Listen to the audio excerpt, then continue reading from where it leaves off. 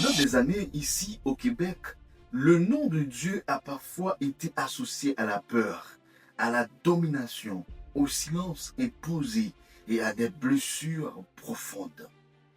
Et disons-le avec honnêteté, oui, des torts ont été faits. Oui, des abus ont existé. Oui, des vies ont été marquées à jamais. Mais aujourd'hui, je ne viens pas défendre une institution. Je ne viens pas justifier les justifiables. Je viens juste parler d'une personne. Parce que Jésus n'a jamais abusé. Jésus n'a jamais opprimé. Jésus n'a jamais forcé. Jésus n'a jamais réduit quelqu'un au silence. Au contraire, il s'est tenu du côté des brisés, des rejetés, des oubliés et même de ceux qui ne croyaient plus. Peut-être tu as rejeté Dieu non pas parce que tu l'as connu, mais parce qu'on te l'a mal présenté.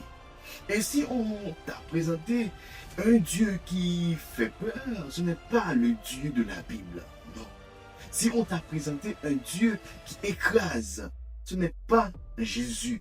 La parole de Dieu nous dit, vous connaîtrez la vérité et la vérité vous rendra libre. Pas esclave, pas soumis, mais libre. Je suis un chrétien et je crois que Dieu n'appelle pas à dominer les consciences, mais à éclairer les cœurs. Il n'appelle pas à imposer la foi, mais à inviter à la relation. La vérité n'a pas peur des questions. La vérité n'a pas besoin de violence. La vérité ne se cache pas. Et aujourd'hui, mon message est simple. Ne rejette pas Jésus à cause de ceux qui l'ont mal présenté. Dieu n'est pas ton ennemi. Il est celui qui veut guérir ce que la religion a parfois brisé.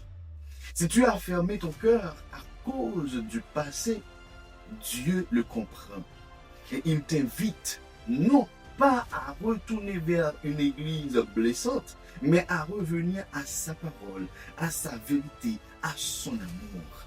Ce message n'est pas une condamnation, mais c'est une étendue. Parce que le Québec n'a pas rejeté Dieu. Le Québec a rejeté une fausse image de Dieu. Eh bien, il est temps de redécouvrir le vrai Jésus.